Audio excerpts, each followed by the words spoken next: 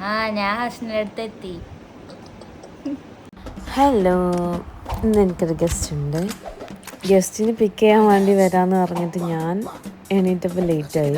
Last guest ഇന്നെ തിരഞ്ഞു വരുന്നത്. അപ്പോൾ ഗസ്റ്റ് ആരാന്ന് നോക്കാം. ബാ പോയി നോക്കാം.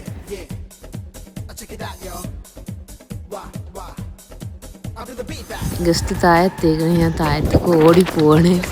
വീഡിയോ എടുക്കണത് കണ്ടിട്ട് മുഖം പൊത്തി വരാണ്.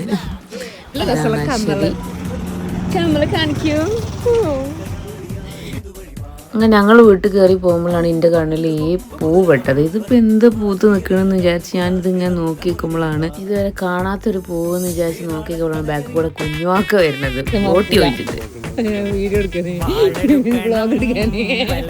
മൂപ്പര് ഭയങ്കര ചിൽ മാനാണ്.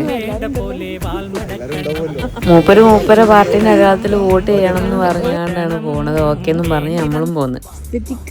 ഓക്കെ എന്നും പറഞ്ഞ് ഞങ്ങളിങ്ങനെ വീട്ടിലേക്ക് നടക്കുകയാണ്. അശ്വതി പാലക്കാട്ടിൽ നിന്നാണ് വരുന്നത്. കൊച്ചിയിൽ എൻ്റെ റൂംമേറ്റ് ആണ് ആൾക്ക് പുതിയ സിനിമയിൽ സെലക്ഷൻ കിട്ടിയിരിക്കണം. ഓഡിഷന് പോയിട്ട് ഇൻഷാ അല്ലാഹ് അധികം വൈകാതെ ഇനി സ്ക്രീനിൽ കാണാം നമുക്ക്.